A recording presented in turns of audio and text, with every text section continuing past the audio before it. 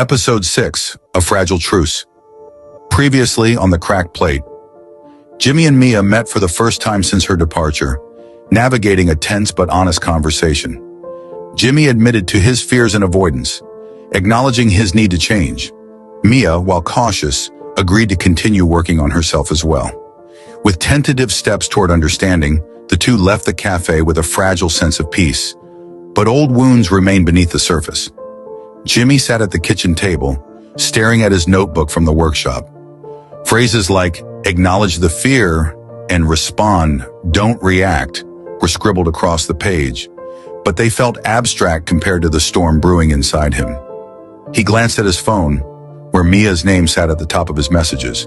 She had texted earlier, "Thanks for talking. I'm still processing, but it was good to see you."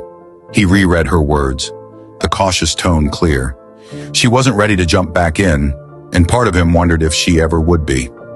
One step at a time, he reminded himself, though the uncertainty gnawed at him. Mia, meanwhile, was walking through the park, her thoughts as scattered as the leaves blowing in the wind. The conversation with Jimmy had stirred something in her. Not hope exactly, but a flicker of possibility. She sat on a bench pulling out her journal. She hadn't written in weeks, but now the words came tumbling out. I saw him tonight, and for the first time he didn't try to deflect or argue.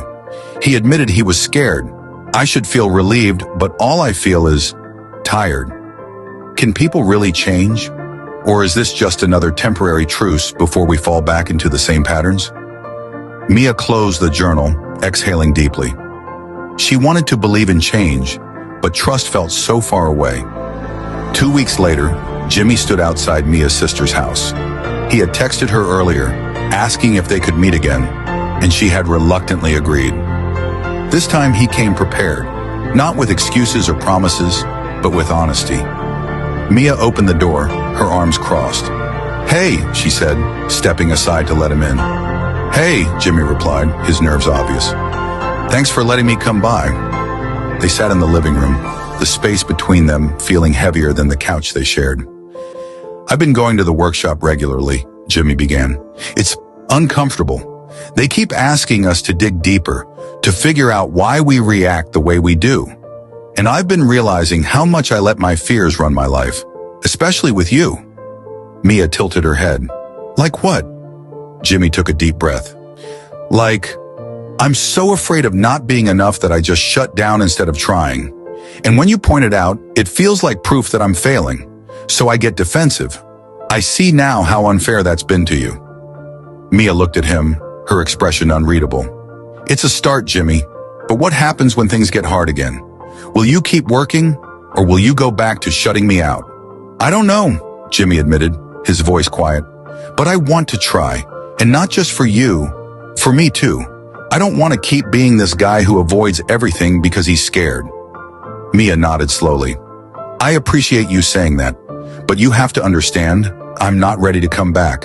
I need to see more than words. Jimmy's chest tightened, but he forced himself to stay calm. I get it, and I'm not asking you to come back. Not yet.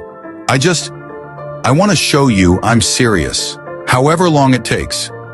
Mia gave a small, hesitant smile. Okay, let's see where this goes. Later that night, Jimmy sat alone in the apartment, the silence both comforting and oppressive. He pulled out his workshop notebook and wrote, Fear of failure equals avoidance. Avoidance. Chanchu hurting Mia, Narla losing her. He underlined the last line twice, his determination hardening. As Jimmy works to prove his commitment to change, Mia struggles with the lingering weight of her own fears and frustrations. Can they rebuild trust one step at a time, or will their fragile truce crack under the pressure of old habits? Tune in to The Cracked Plate, Episode 7, Tipping Point.